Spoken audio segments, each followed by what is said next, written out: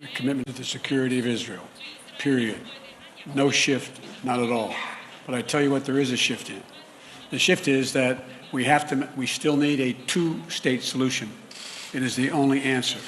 The only answer. Today, Joe Biden set our enemy up pretty nicely.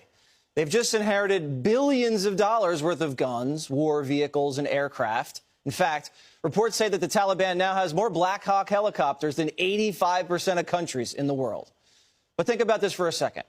It wasn't long ago that Democrats tried to impeach Trump for pausing military aid to an ally. But Biden handed all of this military aid over to an enemy.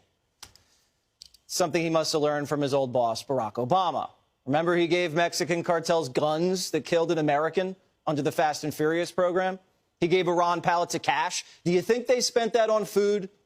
And now Uncle Joe's giving people we fought for over 20 years an air force to rival the toughest in the world.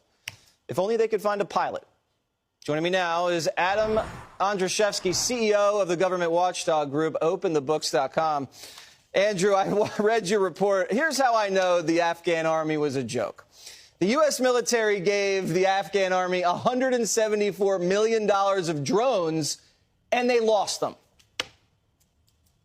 Well, Jesse, even in next year's budget for fiscal year 2022, the Biden administration thought they were doing such a good job in Afghanistan that their plan was going to work out so well. They didn't cut spending to the Afghan military in next year's budget. They actually increased it. There was going to be no peace dividend. There was going to be no taxpayer savings. They took the Afghan security budget from $3 billion up to $3.3 billion.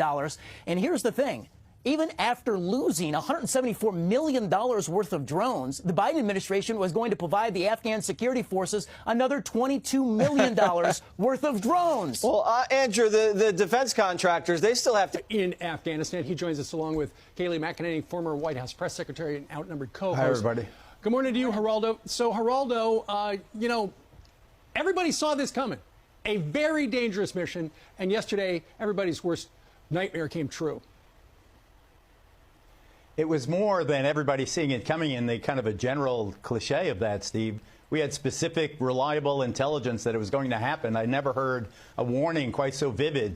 There's a menace. It's coming. High security that is really red alert. We know it's happening, and yet it still happened, and still 13 died, and 15 were wounded, some of them critically. How in the hell did that happen since we knew the attack was coming?